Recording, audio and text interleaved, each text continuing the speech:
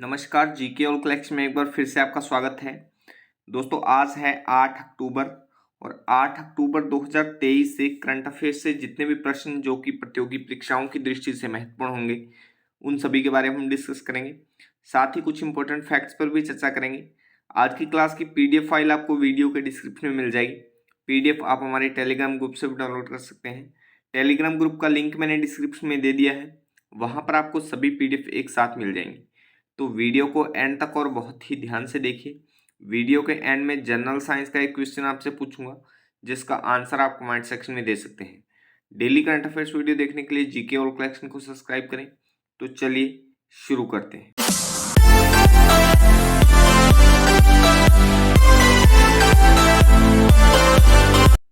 आज के लिए पहला प्रश्न है, भारत की सबसे बड़ी पंप भंडारण परियोजना की आधारशिला किसने रखी है? तो भारत की सबसे बड़ी पंप भंडारण जो परियोजना है, उसकी आधारशिला अभी हाल ही में मध्य प्रदेश के मुख्यमंत्री शिवराज सिंह चौहान ने रखी है, मध्य प्रदेश के नीमच जिले में। ए ऑप्शन यहाँ पे सही हो जाएगा। चलिए इसके बारे में थोड़ा और देखिए। मध्य प्रदेश के मुख्यमंत्री शिवराज सिंह चौहान ने भारत की सबसे बड़ी पंप भंडारण परियोजना का वर्चुअल उद्घाटन किया है। ग्रीनको ग्रुप इस परियोजना का विकास कर रहा है, ये महत्वपूर्ण है, ये पूछ लिया जा सकता है, इस पर थोड़ा ध्यान दें। यह भारत की सबसे बड़ी ऊर्जा भंडारण कंपनी है। ग्रीनको ग्रुप जो है वो भारत की सबसे बड़ी ऊर्जा भंडारण कंपनी है। इस परियोजना का स्थान खेमला ब्लॉक, नीमच जिला, मध्य प्रदेश है। इसकी क्षमता 1440 मेगावाट है, जिसमें 7.5 घंटे का भंडारण है। तो बहुत ही महत्वपूर्ण प्रश्न है, इस पर आप थोड़ा अच्छे से फोकस करिएगा। अच्छा, मध्य प्रदेश की यहाँ पर हम बात कर रहे हैं, तो भारत के मानचित्र में मध्य प्रदेश की लोकेशन कुछ यहाँ पर देख पा रहे हैं। और ये जो परियोजना है वो नीमच जिले में लगाई गई है। तो नीमच जिला यहाँ पर राजस्थान के बॉर्डर पर कुछ यहाँ पर है, अपने चित्तौड़गढ़ के पास। तो ये भी आप थोड़ा सा ध्यान रखिए, मध्य प्रदेश में नीमच की लोकेशन जो है वो यहाँ पर है ना। तो मध्य प्रदेश का जो गठन है 1 नवंबर 1956 को हुआ, छत्तीसगढ़ से अलग होकर। राजधानी भोपाल है, जिले 55 है और सबसे बड़ा शहर जो है मध्य प्रदेश का वो इंदौर है। प्रेजेंट टाइम में गवर्नर मंगूभाई छगनभाई पटेल हैं। चीफ मिनिस्टर शिवराज सिंह चौहान हैं, जो कि बीजेपी पार्टी से। विधानसभा में 230 सीटें हैं, राज्यसभा में 11 सीटें हैं और लोकसभा में 29 सीटें हैं मध्य प्रदेश से। तो मध्य प्रदेश के बारे में इतनी सी सामान्य सी जानकारी आप यहाँ पे ध्यान में रखिएगा। अगला प्रश्न है, जियो मार्ट ने किसे अपने ब्रांड एम्बेसडर के रूप में नियुक्त किया है? तो जियो मार्ट ने अभी हाल ही में क्रिकेटर महेंद्र सिंह धोनी को, पूर्व भारतीय कप्तान महेंद्र सिंह धोनी को अभी अपने ब्रांड एम्बेसडर के रूप में नियुक्त किया है। डी ऑप्शन यहाँ पे सही हो जाएगा।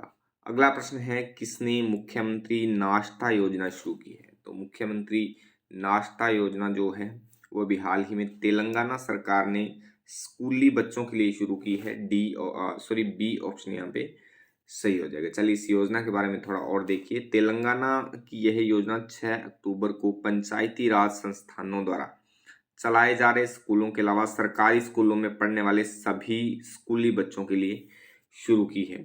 इस योजना के राज्य भर के 27,000 से अधिक सरकारी और पंचायती राज स्कूलों के 23 लाख से अधिक छात्रों को लाभ होगा। यानी 27,000 स्कूलों के 23 लाख से अधिक छात्रों को लाभ होगा। इस योजना के क्रियान्वयन पर सालाना जो है वो 400 करोड़ से अधिक की लागत आएगी, यानी 400 करोड़ रुपए हर साल इस पे खर्च किए जाएंगे। यह योजना छात्रों के पोषण मानकों में सुधार लाने की दिशा में एक क्रांतिकारी कदम है। और ये जो नाश्ता है हर रोज सुबह जो पहली क्लास है उसके शुरू होने से 45 मिनट पहले दिया जाएगा। ये भी आप थोड़ा सा ध्यान में रखिएगा। तो इस प्रश्न से यहाँ पर इस योजना से इतनी सी जानकारी आप ध्यान में रखिए। नेक्स्ट है, एशियाई खेलों में भारत ने एशियाई खेलों में भारत ने 7 अक्टूबर तक कुल कितने पदक जीत लिए हैं? तो 7 अक्टूबर तक एशियाई खेलों में भारत ने 100 पदक जीतकर एक नया रिकॉर्ड बना दिया है। पहले जो इस अब 100 पदक अब तक एशियाई खेलों के इतिहास में भारत ने नहीं जीते थे। तो अब 100 पदक जीतकर एक नया रिकॉर्ड बन गया है, जो कि 7 अक्टूबर तक है ना। एशियाई खेल जो हैं वो अपने चीन के हांगजू में आयोजित किए जा रहे हैं, 23 सितंबर से शुरू हुए हैं। तो 100 पदक अब तक जीत लिए हैं, ये अब महत्वपूर्ण है। तो ये आप थोड़ा सा ध्यान में रखिएगा। नेक्स्ट है भारतीय वायुसेना दिवस प्रतिवर्ष कब मनाया जाता है? तो भारतीय वायुसेना दिवस हर साल 8 अक्टूबर को मनाया जाता है। डी ऑप्शन यहाँ पे सही हो जाएगा। चलिए इस दिवस के बारे में थोड़ा और देखिए।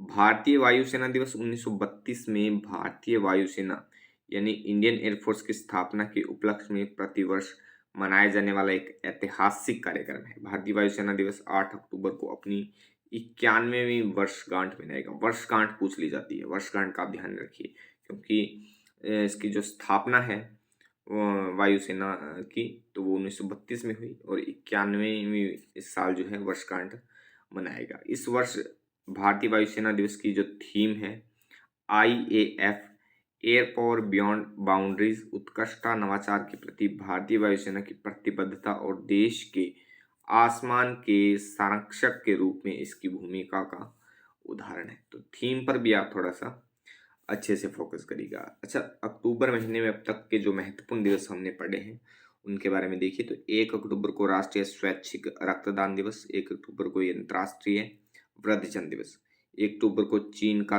राष्ट्रीय दिवस मनाया जाता है, 2 अक्टूबर को गांधी जयंती, अंतर्राष्ट्रीय अहिंसा दिवस और लाल बहादुर शास्त्री जयंती मनाई जाती है। 2 अक्टूबर को त्रिस्तरीय पंचायती राज व्यवस्था का उद्घाटन हुआ था, जिसका दिवस मनाया जाता है और 1959 में इसका प्रारंभ हुआ था। 2 अक्टूबर को ही जननी एक्सप्रेस एम्बुलेंस सेवा दिवस मनाया जाता है, जो कि 2012 में शुरू की गई थी। 2 अक्टूबर को ही प्रधानमंत्री रोजगार गारंटी योजना दिवस मनाया जाता है, जो कि 1993 में शुरू की गई थी। 2 अक्टूबर को वन्य जीव सप्ताह 2 से 8 अक्टूबर तक मनाया जाता है और 3 अक्टूबर को विश्व पर्यावरण दिवस, प्रत्येक वर्ष अक्टूबर माह के प्रथम सोमवार को यह दिवस मनाया जाता है। 4 अक्टूबर को विश्व अंतरिक्ष सप्ताह, जो कि 4 से 10 अक्टूबर तक मनाया जाता है और 5 अक्टूबर को विश्व शिक्षक दिवस मनाया जाता है। भारत में शिक्षक दिवस 5 सितंबर को मनाया जाता है। ये आप ध्यान में रखिए, बार बार मैं जब भी हम बात करते हैं तब बताता हूँ। भारत में 5 सितंबर को और विश्व स्तर पर 5 अक्टूबर को शिक्षक दिवस जो है वो मनाया जाता है। वहीं 6 अक्टूबर को कल हमने बात की थी जर्मन अमेरिकी दिवस मनाया जाता है और आज हमने बात की है भारतीय वायुसेना दिवस, जो कि 8 अक्टूबर को मनाया जाता है। 1932 में भारतीय वायुसेना की स्थापना की गई थी। तो ये आप ध्यान में रखिए। 91वीं वर्षगांठ जो है इस वर्ष मनाई है भारतीय वायुसेना ने, महत्वपूर्ण है, इस पर ध्यान से आप रखिए। तो अब तक हमने इतने दिनों की बात की है, आज एक बार फिर से हमने सभी दिनों को एक साथ रिपीट कर लिया है। जैसे जैसे हम आगे के दिनों को पढ़ते चलेंगे, पीछे के दिनों को हम साथ ही रिपीट करते चलेंगे। अच्छा, अगर ये क्लास आपके लिए हेल्पफुल है, आप इस क्लास से कुछ सीख रहे हो, तो वीडियो को लाइक कमेंट करके शेयर जरूर कर दिया करो। आपके एक लाइक और कमेंट से मुझे मोटिवेशन मिलता है और मैं हर रोज एक नई एनर्जी के साथ आपके लिए अच्छे से अच्छा कंटेंट बना पाता हूँ।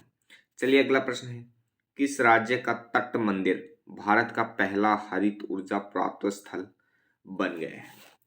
तो तमिलनाडु का जो तट मंदिर है, जो कि तमिलनाडु के महाबलीपुरम में स्थित है, वो भारत का पहला हरित ऊर्जा प्राप्त स्थल बन गया है। बी ऑप्शन यहाँ पे सही हो जाएगा। महत्वपूर्ण प्रश्न है, इस पर आप अच्छे से गौर करिएगा। यहाँ से इस प्रकार के प्रश्न परीक्षाओं में हमेशा पूछे जाते हैं।